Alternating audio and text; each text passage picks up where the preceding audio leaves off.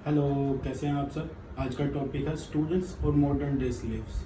बड़ा ही प्यारा टॉपिक है और इसके ऊपर बहुत सारी डिस्कशन होनी ज़रूरी है। तो आज हम इस टॉपिक के ऊपर बात करते हैं कि स्टूडेंट्स में और लेबर क्लास में क्या फ़र्क है और क्यों माँ बाप को इसके बारे में विचार करना चाहिए और क्यों बच्चों को अपने फ्यूचर कर लेकर इसके ऊपर डिस्कशन करनी बहुत ज़रूरी है। तो आज के टाइम में जो भी हम देखते हैं कि क्या हो रहा है, बच्चा यहाँ से जाता है, यूनिवर्सिटी के लिए एडमिशन होता है और बच्चा जाता है ट्रांसफ़र ले लेता है डिप्लोमास में, वोकेशनल कॉलेजेस में। तो अब डिफरेंस क्या आता है, जो एक स्टूडेंट होता है उसका गोल होता है वो मोर फोकस्ड होता है वो अपनी स्टडी को लेकर के। जबकि क्या होता है, जब आप चेंजेस करते हो या स्किल्स और डिप्लोमा की साइड जाते हो, आप स्टूडेंट होने के बजाय आप मोर फोकस हो जाते हो वर्क पे। तो वो आपका बेसिकली आपका जो फोकस है वो आपका हट जाता है और आप वर्क की तरफ एग्रेसिव होते चले जाते हो। अब इसके साथ कंसर्न्स क्या करते हैं, ये आज के टाइम में एक नई जनरेशन है जो अपने आप को सेल्फ इंडिपेंडेंट तो बोलती है, लेकिन ये नहीं विचार करती कि इन फ्यूचर आप जा के रहे हैं। ये एक शॉर्ट टर्म फ्यूचर है आपका कि आज आपके लिए अर्निंग हो रही है, आप उसके ऊपर रिलायबल है। In future long term gains के बारे में अगर आप बात करते हो तो आप एक ही जगह स्टक होकर रह जाते हो।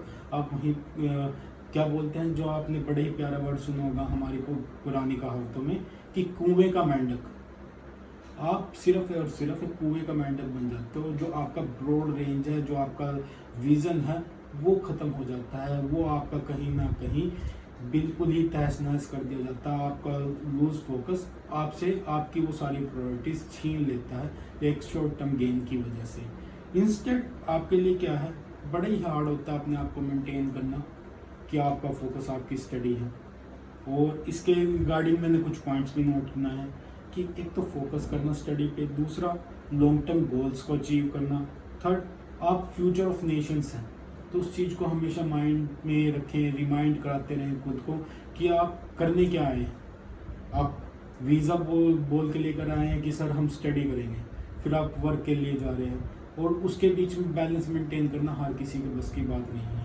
अगर आप देखेंगे आज के टाइम में बहुत सारे इश्यू आ रहे हैं। रिसेंटली आपने देखा भी होगा ऑस्ट्रेलिया में कि क्या हुआ, बच्चा इंडिया अपनी सिस्टर की मैरिज अटेंड करने आया, जैसे वो मैरिज अटेंड करके वापसी ऑस्ट्रेलिया गया उन्होंने एंट्री ही नहीं दी, बच्चे को वापसी डिपोर्ट कर दिया, क्या बोलकर कि आपने ओवर टाइम काम किया है।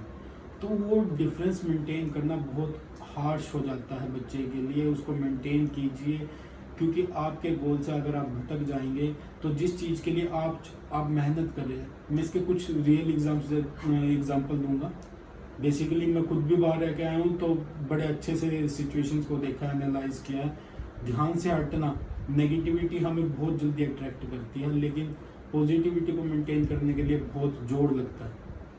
ठीक है, मैंने भी अपने एक्सपीरियंस से ये सारी चीज़ें सीखी हैं, तो मेरा काम अपना एक्सपीरियंस आप लोगों के साथ शेयर करना। तो एक ऐसे ही लाइव एग्जांपल देता हूँ।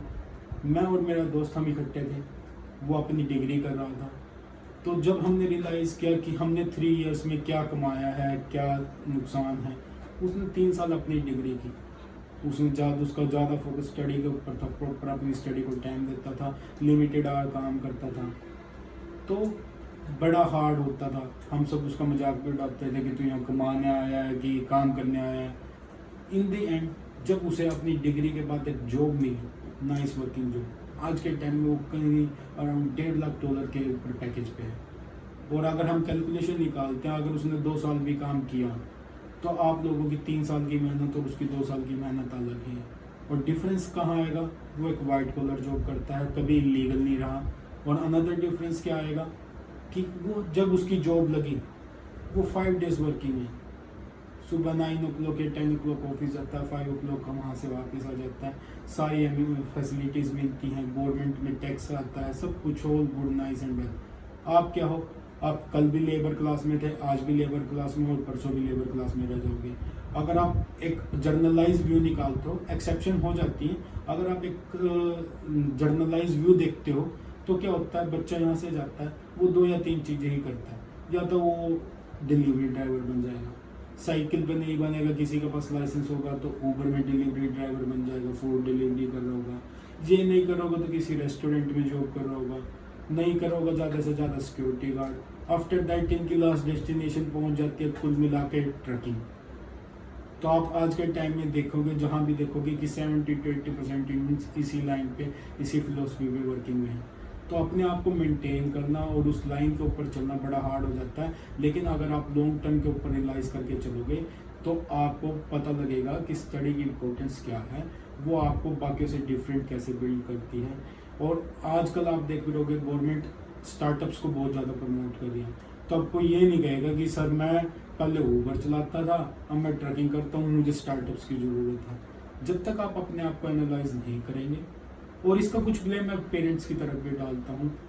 पहले क्या होता था, हमारे यहाँ से कुछ रेयर बच्चे ही बाहर जाते थे। साइकोलॉजी को समझिए कि माँ बाप के प्रेशर ने बच्चे को क्या से क्या बना दिया है, और इन्हीं कुछ टोंट्स ने बच्चे को क्या से क्या करने पर मजबूर कर दिया। अगर आप रियलाइज करोगे, पहले क्या होता था, जो बिल्कुल निकम्मा होता था वो डोंकी का रूट पकड़ लेता था, जो बहुत ज़्यादा अच्छा होता था, जिसकी फैमिली सपोर्ट कर पाती थी, वो स्टडी का रूट पकड़ लेता था। बेसिकली हम देखते हैं कि कह देते हैं पॉलिटिशियन है या अमीर किसी घर का बच्चा है कि ये तो बाहर पढ़ के आया, कोई बात नहीं।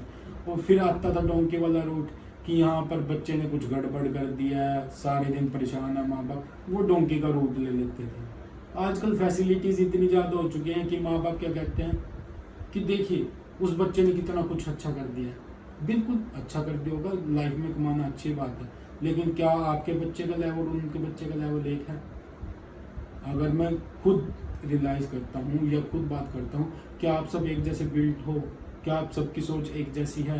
क्या आप उतना फिजिकली एक्टिव हो? क्या आपका माइंडसेट उस तरह से काम करता है? आप हर एक बच्चे को एक तराजू में नहीं तोल सकते हैं। अगर किसी का बच्चा गया है, उसने यहाँ फिजिकली या पहले किसी और काम में इन्वॉल्व था, उसने वो स्ट्रगल देखी है, उसने जाकर अगर वहाँ लेबर कर ली और उससे अच्छा काम कमा लिया, तो आप अपने बच्चे को उसके साथ कंपेयर क्यों कर रहे हो? आपका बच्चा 80 to 90% नंबर लेके आ रहा है, आप उसे कह रहे हो जी आप भी जाइए और उसी राह पर चलिए। ये अच्छी सलाह नहीं है।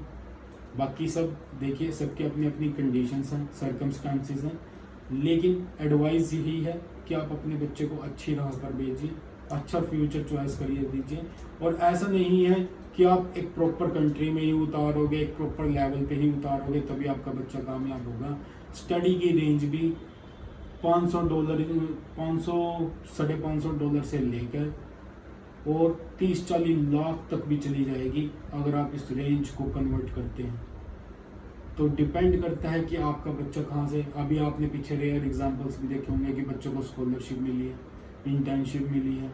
अभी के लिए सारा यूरोप प्रमोट कर रहा है, यूएसए भी देता है, ऑस्ट्रेलिया भी देता है, कनाडा भी देता है। तो आप अपने बच्चे के लिए सोचिए, उसके अकॉर्डिंग एनालाइज कीजिए। और ज़रूरी नहीं है कि एक भेड़ चाल में चलना है, ज़रूरी नहीं है। जब आपके पेरेंट्स सिर्फ 10 लाख रुपए अफोर्ड कर सकते हैं, तो किसी ने ये नहीं कहा कि आप ऑस्ट्रेलिया ही चूज़ कीजिए या आप कनाडा ही चूज़ कीजिए। आप उस स्टडी डेस्टिनेशन को चूज़ कीजिए जहां आप अपने आप को उस 10 लाख के अंदर फिट कर सकते हैं। और ऐसा कुछ नहीं है कि आज आप ऑस्ट्रेलिया जाओगे, 2-3 साल सेटल होने में लग जाएंगे। अगर आप उस स्टडी डेस्टिनेशन को जो आपके बजट में उसे चूज़ करें, तो फर्दर ऑप्शंस फिर खुल जाएंगे आपके लिए उन बाकी कंट्रीज़ के। आज